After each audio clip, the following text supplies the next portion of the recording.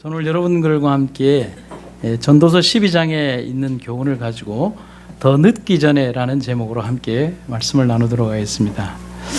아주 오래전 일입니다.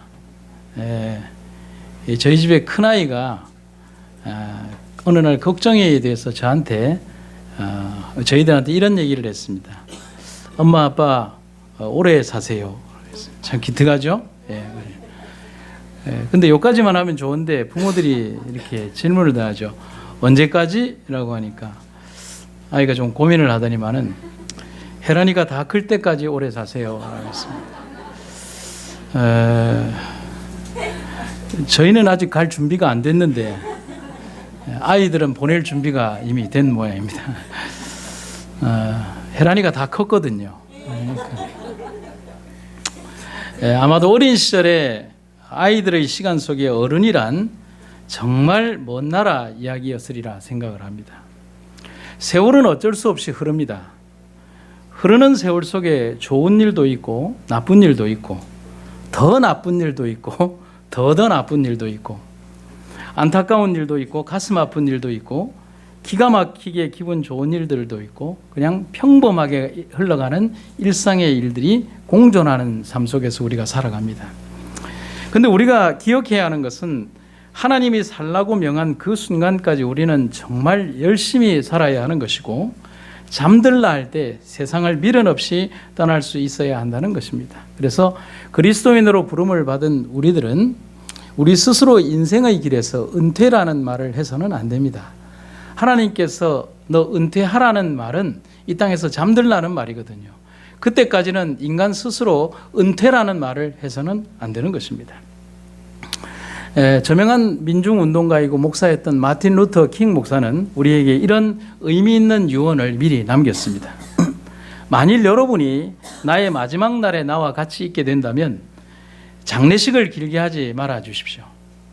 내가 노벨상을 탔다는 말 따위도 하지 마십시오. 그것은 중요하지 않습니다. 다만 마틴 루터 킹은 남에게 봉사하는 일에 힘썼다라고 말해 주십시오. 생명을 주려고 굶주린 자들에게 먹을 것을 주려고 헐벗은 자들에게 입을 것을 주려고 감옥에 갇힌 자를 돌보아 주려고 인류에게 봉사하려고 힘썼다라고 말해 주십시오. 그것만으로도 족합니다. 기쁩니다. 그 이상 아무것도 바라는 것이 없습니다. 여러분 참 멋진 삶을 살지 않았습니까? 어떻게 보면 세계의 단 수십억 인구 중에 단 몇 명만이 받을 수 있는 노벨상을 탔다는 것이 자기의 최고의 명예가 될 수 있지만 그것은 내 인생에 중요한 것이 아니라 이름 없이 빚도 없이 살고 있는 그런 사람들의 편에 설 수 있었던 내 자신이 가장 아름답고 명예로운 삶을 살았다라고 얘기하는 것입니다. 이러한 마틴 루터 킹 목사의 이 유언은 우리에게 많은 생각을 하게 합니다. 삶의 마지막 시간이 언제일지 모르지만 우리들 모두에게 분명한 것은 그 삶의 마지막 시간은 분명히 온다는 사실입니다. 여러분 제가 예언을 할까요? 저 죽습니다. 그럼 제 말이 맞습니까? 틀립니까? 아닐 수도 있습니다. 그 말도 맞습니다. 왜냐하면 그 전에 예수님이 오시면 아닐 수도. 제가 조금 수정하도록 하겠습니다. 예수님이 제가 그것까지 하겠습니다. 전도서 12장 고전에요. 언제인지 어느 때인지는 결코 알지 못하지만 생각보다 빠른 시간 안에 그 시간은 온다는 것입니다. 이 거대한 문제 앞에 우리는 기별을 기억해야 합니다. 전도서 12장 1절에 너는 청년의 때 곧 곤고한 날이 이르기 전 나는 아무런 낙이 없다고 할 해가 가깝기 전에 너의 창조자를 기억하라. 전도서 기자는 우리에게 무엇이 이르기 전, 어떤 결과가 이르기 전, 우리 삶의 끝이 이르기 전, 우리가 어떤 결정이 나기 전, 우리들에게 적어도 어떤 시간의 선택이 존재하는 그 시간에 너의 창조자를 기억하라는 얘기를 분명히 하고 있습니다. 훌륭한 농부는 파종의 시기와 추수의 시기를 정확히 예견하고 준비하고 있어야 합니다. 저희가 겨울이 되면 이 장인 장모가 농사를 지으니까 아버님에게 그런 얘기를 합니다. 겨울에 좀 푹 쉬십시오라고 얘기를 하면 아버지 어머니가 그런 얘기를 합니다. 모르는 소리. 왜냐하면 겨울이 되면 더 바쁘다는 것입니다. 왜냐하면 그 봄에 농사를 지어야 되는 모든 준비를 언제부터 하는 것입니까? 겨울에 하는 것입니다. 그리고 뭐 썩은 나무나 다른 나무들도 베어내기도 하고 겨울에 뭐 다음 봄을 위해서 어떤 여러 가지 어떤 걸음과 이런 일들을 하는 것입니다. 그리고 우리들은 전혀 봄이라고 생각하지 않은 그 시간에 이미 나무들은 격가지들이 올라올 때 그 나무를 자르면서 이미 또 다른 농사를 위한 준비를 하는 것입니다. 내년의 농사를 위해서 올해 벌써 모든 걸음과 필요한 것들을 계획하고 준비하는 것입니다. 그래서 항상 농부는 한 해의 마지막이 이르러 오기 전에 그의 농토에서 그가 가꾼 아름다운 결실을 얻게 되는 것입니다. 여러분, 우리는 영원한 인생의 농토에서 그 다음 세대를 위한 준비를 여러분과 저는 훌륭히 하고 있는지, 아니면 이 인생이 그저 끝이라고 생각하는 것처럼 이 인생을 살아가는 것은 아닌지에 대해서 우리들 스스로가 한번 깊이 생각을 해봐야겠습니다. 그렇다면 우리는 이 인생이라는 드넓은 농토를 가꾸는 농부들입니다. 여러분, 그렇다면 한 해의 시작이 있었다면 분명히 뭐가 있습니까? 한 해의 마감이 있다는 사실입니다. 성경은 그것을 종말이라고 표현하기도 하며 세상 끝이라고도 이야기하며 우리는 재림이라는 표현으로 이야기하기도 합니다. 그런데 우리에게 더욱더 중요한 것은 선지자의 고백처럼 우리의 마지막이 이르러 올 때에 우리는 분명한 모습으로 하나님 편에 서 있기를 간절히 바랍니다. 저는 여러분들에게 도전적인 질문을 드립니다. 그러면 당신은 준비되었습니까? 여러분 대답을 하지 않으셔도 됩니다. 제가 여러분들에게 하나의 어떤 명제를 던지듯이 이렇게 했습니다. 그러면 당신은 이 인생의 길에 있어서 준비되었습니까? 노아의 시대는 8명의 가족들 외에는 준비된 사람들이 없었습니다. 그러나 그 땅때에 그 시대에 많은 사람들이 노아와 8가족만이 존재했던 것은 아니거든요. 정말 많은 사람들이 그 시대에 존재했고 정말 많은 사람들이 노아의 기별을 들었고 정말 많은 사람들이 노아의 기별을 1, 2년도 아닌 100년이 넘는 기간 동안 노아의 기별을 듣고 살았음에도 불구하고 노아의 시대에 8명의 가족 이외에는 그 기별을 위하여 준비된 사람이 없었다는 사실. 여러분, 노아의 시대와 지금의 시대, 노아의 당대에 그 기별을 거절했던 사람들과 우리들의 모습이 별반 다르다라고 생각하지 않는 것입니다. 그러나 그 당대의 사람들은 오늘날 똑같이 그 당대의 사람들과 오늘날의 사람들이 같은 것은 자신들은 안 죽는다라고 생각했다는 것입니다. 소돔성의 그 많은 사람들 중에서 구원을 얻은 사람은 3명밖에 없었습니다. 그러나 소돔성 사람들은 전부 다 자기들은 그날 저녁에 안 죽는다라고 생각했습니다. 왜냐하면 그날도 여전히 어제 떠올랐던 태양이 떠올랐고 어제 흘렀던 강물이 흘렀고 어제처럼 즐거웠고 어제와 똑같은 생활이 그날도 여전히 이루어졌기 때문이었던 것입니다. 종말을 구하는 천사가 아무리 여러 번 얘기를 한다 하더라도 그들에게 어제와 너무나 똑같은 그런 일들의 반복 속에 그들은 종말이라는 것을 생각하거나 그들의 도덕적 죄에 대해서 하나님의 심판에 대해서 전혀 생각하지 않고 살았다는 것입니다. 그래서 아무도 생각지 못했던 그날이 정말 그날이 결국은 이르러 왔다는 사실입니다. 결코 아니라고 생각했고 안 올 것이라고 생각한 그날이 이르러 온 것입니다. 어제 우리 한사랑 목사님이 그런 얘기를 했죠. 2020년이 왔다고요. 여러분, 밀레니엄 시대가 오기 전에 우리들은 잠재적으로 세상의 끝을 밀레니엄 2000년이라고 생각을 했습니다. 그죠? 그런데 2020년이라고 하는 이 세월을 누가 가만히 생각이나 했겠습니까? 그런데 그것처럼 우리들의 삶 속에 분명히 끝은 이르러 온다는 사실입니다. 여러분, 제가 책을 읽는 가운데에서 시중에는 이 시집이 나와 있지 않아서 제가 인터넷으로만 이분의 시를 이렇게 몇 번 읽었는데 97세 할머니 가운데 최삼봉 할머니라는 분이 계신데 이분이 쓴 시집 가운데 영원한 나라에 살고파라는 시가 있습니다. 이 할머니의 철조화법도 틀리고 뭐 이런 것도 다 틀리지만 그대로 한번 읽어볼 테니까 여러분과 제가 한번 깊이 있게 한번 생각을 해보도록 하겠습니다.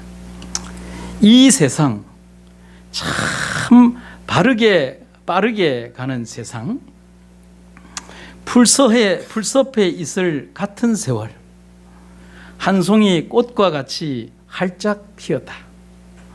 사라지는 꽃과 같은 인생길, 바랄 것이 무엇이던가, 기대할 것이 무엇이던가, 천년 만년 살 것 같이 허덕이는 인생길, 잘 살겠다고 물불을 가리지 않고 재산을 모으는 인간들, 오래 살겠다고 좋은 것만 먹는 사람들.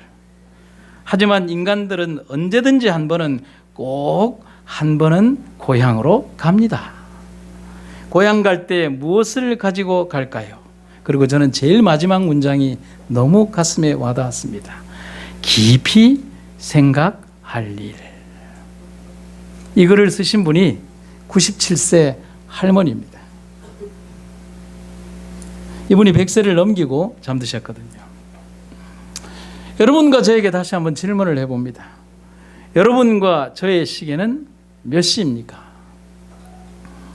지구 역사의 마지막 시간이 결코 남지 않았다는 얘기를 우리는 많이 듣지만 우리 인생을 되돌이켜 볼 때 우리 삶의 시간의 시간표에서 우리의 남은 시간은 얼마나 있을까를 한번 생각해 보는 것입니다. 인생도 그렇고 우리 역사의 시간도 그렇다는 사실입니다.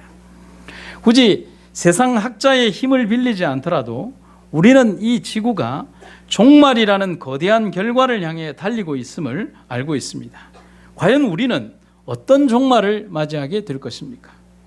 전도자는 분명한 그의 기별에서 우리에게 우리가 살고 있는 지금의 시간은 적어도 우리가 존재하기 때문에 희망의 시간이라고 말해주고 있습니다.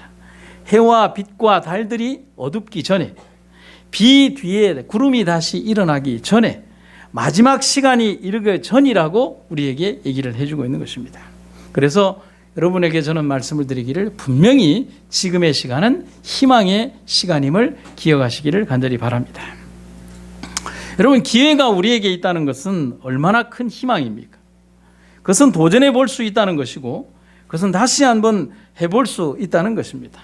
여러분, 예전에 우리가 어린 시절에 땅 따먹기를 하다 보면 그 땅 따먹기가 정말 재밌지 않습니까? 좁은 골목에서 제가 양정에 살았거든요. 아주 어린 시절에 양정에 살면 그 좁은 골목길에서 제일 재밌게 할 수 있는 것이 뭐냐면 이게 표준어가 맞는지는 모르겠지만 다망구라고 하는 거 하고 그다음에 땅 따먹기인데, 근데 땅 따먹기의 특성이 이렇게 한 녀석이 너무 잘하게 되면 나중에는 그 친구가 갈 땅이 없어요. 왜냐하면 다 차지하고 나면 아무리 튕겨봐야 그 친구 땅이기 때문에. 그러면 이 모든 것들을 평정하는 정말 좋은 단어가 하나 있습니다. 뭐죠? 다시라는 말입니다. 이 다시라는 말이 여러 친구들에 의해서 딱 울려 퍼지게 되면 지금껏 그 어떤 모든 경계선은 다 이렇게 발로 다 지워지게 되고 다시 공평한 땅이 딱 주어지면서 다시 땅 따먹기가 시작이 됩니다. 여러분, 기회가 우리에게 있다는 것, 다시 할 수 있다는 것, 우리에게 새로운 인생이 주어진다는 것, 우리에게 영원한 삶이 다시 시작된다는 것, 우리의 삶이 늙어서 병들고 그 다음에 우리의 피부는 늙고 병들어서 우리의 육신은 늙고 힘든 이 육신으로 영원히 사는 것이 아니라 하나님께서 우리에게 영원한 삶을 우리에게 약속하시고 그 시간을 우리에게 줄 수 있다는 것만큼 우리에게 행복과 아름다운 기회이 어디에 있을까? 그래서 제가 여기 재활치료실에 가면 가장 많이 하는 기도가 오랜 육신의 병 때문에 두 다리도 이렇게 잘려지고 그 다음에 의식도 불분명한 상태에서 때로는 눈까지 척추를 당하고 이렇게 누워있어 이렇게 재활치료실에 누워서 이렇게 누워있는 여러 환자들의 모습을 보며 저는 그들에게 다시라는 단어의 기도를 많이 하는 것입니다. 하나님, 지금 이 땅에서 줄 수 없는 그들의 불행한 현실에 머물지 말고 하나님이 그들을 위하여 다시 베푸실 영원한 하늘을 소망하며 그와 내가 함께 기도합니다. 그럼 우리들이 가지고 있는 복음의 기별이 얼마나 아름다운 기별이고 하나님이 우리들에게 주신 이 복음의 그 내용이 얼마나 아름답고 존귀한 것인가를 여러분과 제가 잊지 마시기를 간절히 바랍니다. 그래서 여러분, 오늘 이 시간에 우리가 하나님을 선택하는 것, 오늘 우리에게 주어진 삶의 시간이 있는 지금 우리가 하나님을 선택하는 것이 얼마나 중요한 것인가를 잊지 마시기를 간절히 바랍니다. 그래서 어떤 분이 이런 시를 쓰셨습니다. 지금이라는 시인데요. 할 일이 생각나거든 지금 하십시오. 오늘 하늘은 맑지만 내일은 구름이 낄는지 모릅니다. 친절한 말 한마디가 생각나거든 지금 말하십시오. 내일은 당신의 것이 아닐는지도 모릅니다. 사랑하는 사람이 언제나 곁에 있지는 않습니다. 사랑의 말이 있다면 지금 하십시오. 미소를 짓고 싶거든 지금 웃어주십시오. 당신의 친구가 떠나가기 전에. 장미는 피고 가슴이 설레일 때 지금 당신의 미소를 주십시오. 불러야 할 노래가 있다면 지금 부르십시오. 당신의 해가 지면 노래 부르기에는 너무나 늦습니다. 당신의 노래를 지금 부르십시오. 지금 내가 해야 할 일이 있습니다. 여러분, 오늘 우리의 삶이 존재하는 이유는 오늘 우리가 하나님 안에서 선택받았고 오늘 우리의 삶이 하나님 안에서 걸어가고 우리에게 주어진 이 삶을 현재의 시각 속에서 정말 아름답고 꿈있게 걸어가야 한다는 사실을 여러분과 제가 잊지 마시기를 간절히 바랍니다. 화인 여사가 우리들에게 들려주는 증언의 말씀을 두 개를 한번 읽어보도록 하겠습니다. 하나님께서는 지금 그분을 섬기고 영원한 진리의 토대에 서고자 하는 선택하는 모든 사람들을 부르고 계신다. 지금 있는 분열을 만들어서 현재 사태를 몰고 온 사람들은 일이 더 진행되기 전에 심각하게 생각하기 위하여 멈추도록 하자. 그대들의 행로를 바꾸어라. 너희 섬길 자를 오늘날 택하라. 만일 여호와가 하나님이면 그를 쫓고 바알이 하나님이면 그를 쫓아라. 오늘 우리에게 선택을 요구하고 있습니다. 심령에 있는 그리스도의 사랑은 그대가 할 수 있는 모든 설교보다 더 죄인들을 회심하게 할 것이다. 우리가 필요한 것은 그리스도의 사랑이며 성경을 연구하고 성경이 말하는 것을 아는 것이다.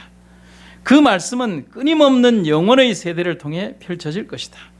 그리고 그 뒤에 이제 형제들이여 바로 지금 심령의 문으로부터 쓰레기들을 찢어버리고 심판을 위해 준비하도록 하자.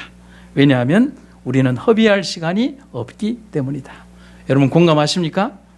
그래서 지금 이 시간이 우리들에게 바로 선택의 시간임을 여러분과 제가 잊지 마시기를 간절히 바랍니다. 지나간 시간은 돌아오지 않습니다. 맞습니까? 여러분 제가 시간을 돌이켜보면 참 부끄러운 일들이 많아요. 제가 시골에서 목회를 할 때 어느 날 제 가슴을 굉장히 이렇게 아프게 하고 요동치게 하는 한 사건이 막 떠오른 것입니다. 그때 시골에서 목회를 하면서 그 좁은 이 춘향이라는 땅덩어리에서 이제 그때 한창 유명하시던, 지금도 유명하시지만 홍명관 목사님을 모시고 예언전도회를 그 좁은 춘향 땅에서 했습니다. 그때 홍명관 목사님이 하셨던 얘기를 제가 잊지 않습니다. 내가 살다 이래 좁은 동네 와서 예언전도회 하기는 처음이다. 그렇게 해요. 그만큼 좁은 동네에서 하다 보니까 뭐 학교 체육관을 빌리는 일도 힘들고 그렇게 했습니다. 그래서 안 빌려주겠다는 체육관을 한 300만 원짜리 온풍기를 기증해 가면서 이렇게 거기에 이제 전도회를 구성을 하면서 이 젊은 목사가 얼마나 흥분이 되었겠습니까? 처음부터 끝까지 하는 일에 정말 제가 미친 듯이 이렇게 일을 하다 보니까 제가 자제력을 상실한 거예요. 그래서 제 눈에 보이는 것은 다 거슬리는 것입니다. 그런데 이렇게 있다 보면 정말 필요한 인력이 있고 필요하지 않은 인력들이 왔다 가나 하는데 이 젊은 목사가 객기에 어느 집사님에게 당신 필요 없으니까 저 구석에 가서 좀 안 보이라고 하는 그런 비슷한 표현을 제가 한 거예요. 근데 그 집사님이 제게 한마디의 말도 하지 않고 제가 너무 바쁘게 움직이니까 그냥 그렇게 해서 저 구석에 가서 정말 소리 없이 이렇게 있어줬던 것입니다. 그렇게 시간은 지났습니다. 그런데 그 시간이 지나고 제가 춘향이라는 곳을 떠나서 또 대구에서 7년의 세월을 보내고 영남 3육에서 4년을 보낸 다음에 대구의 중동에 있는 한 교회 가서 벌써 시간으로 3년이 지났는데 어느 날 문득 자는데 그 사건이 떠오르는 것입니다. 그런데 그 사건이 얼마나 부끄럽고 내 자신에게 고통과 아픔을 주는지 그때는 조금 미안했는데 지금은 하루를 살아갈 수 없을 정도로 제 삶을 괴롭혔던 것입니다. 그래서 그 다음날 아침 일찍이 제가 그 집사님에게 전화를 했습니다. 그리고 그런 얘기를 했어요. 집사님 미안하다고. 기억하냐고. 나는 기억하는데 우리 집사님 기억하냐고. 근데 그 집사님이 그런 얘기를 했습니다. 기억한다고. 그래서 제가 그런데 13년이 지나서 그 전화를 할 줄은 몰랐다고 그런 얘기를 했습니다. 그런데 지나간 시간이 그렇게 지나가고 나서도 저에게 그것을 기억나게 하신 하나님에 대해서 너무 감사했습니다. 지나간 시간은 돌아오지 않습니다. 그러나 우리들이 존재하는 시간 속에서 하나님은 우리에게 언제나 시간과 기회를 주신다고 하는 사실에 대해서 너무 감사했습니다. 항상 오늘이라는 현재 속에 사는 우리들은 오늘 구원을 받습니다. 어제 실패한 경험도 오늘 새로이 출발할 수 있고, 조금 전까지 나태했던 우리의 생애도 오늘, 아니 지금 현재부터는 새롭게 된 삶을 살아갈 수가 있습니다. 왜 지금이어야 합니까? 그것은 뭐냐면 오늘 우리가 존재하기 때문에 우리의 아픈 기억도 함께 지니고 살아가지만, 우리는 그 경험과 기억 속에서 오늘 이 시간 회개할 수도 있고, 오늘 이 시간 승리할 수도 있고, 오늘 이 시간 감사할 수도 있고, 오늘 이 시간 죄를 용서받을 수도 있으며, 오늘 이 시간 구원을 선택할 수도 있기 때문에 오늘이어야 한다는 사실입니다. 그래서 어떤 작가는 우리에게 이런 얘기를 합니다. 지금은 보석을 쥔 것과 같고 나중은 그 모래를 쥔 것과 같다. 여러분, 지금은 오늘 우리가 쥐는 것이 보석이 되겠지만 나중이라고 미루는 것은 그것은 모래와 같다는 것입니다. 저는 이 말이 너무 우리의 가슴에 와닿습니다. 여러분, 우리가 하나님 안에 거하게 될 때는 지금입니다. 여러분 아멘입니까? 우리가 그 순간부터 죄인이 아닌 하나님 안에서 새 사람으로 거듭나는 것입니다. 우리가 하나님을 선택해야 된다면 바로 지금 이 순간입니다. 그런데 성경에는 아주 불행하게도 구원의 문 바로 입구에서 스스로 돌아선 사람들을 기록해 주고 있습니다. 바울의 전도에 감동하면서도 세상의 권력을 탐닉했던 벨릭스의 말은 시방은 가라였습니다. 선사의 손에 이끌림을 받아 나온 덤으로 받은 축복의 인생이면서도 세상을 향해 고개를 돌리면서 소금 기둥이 되어버렸던 한 여인의 절망적인 모습을 우리는 기억해야 합니다. 삼라만상의 모든 미물들이 방주를 향해 들어갈 때 천지의 무서운 섭리를 거스리는 세상 사람들, 이루어진 구원을 보고서도 한 줄기 목마름과 고기 생각에 하나님을 향해서 돌을 던지는 이스라엘의 슬프디 슬픈 역사들을 우리는 기억해야 합니다.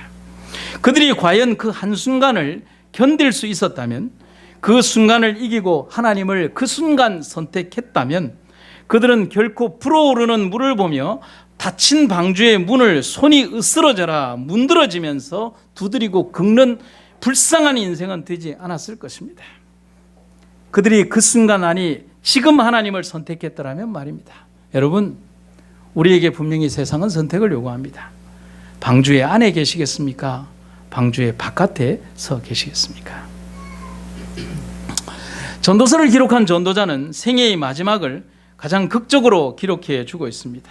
누구에게나 다가오는 삶의 종점이 이르러 오기 전 그는 하나님을 선택하라고 권면해 주고 있습니다. 이 땅에 그 어떤 사람도 피해갈 수 없는 삶의 마지막 종점, 그 자리에서 우리는 하나님을 만나야 하는 것입니다. 그 시간이 바로 지금임을 여러분과 제가 기억하시기를 간절히 바랍니다. 제가 오늘 설교를 마치면서요, 어떤 한 분의 글을 좀 읽어드리고 말씀을 마치도록 하겠습니다. 제목은 더 늦기 전에라고 하는 제목의 글입니다. 어떤 분이 쓰셨는지에 대해서는 나중에 좀 설명을 드리도록 하겠습니다.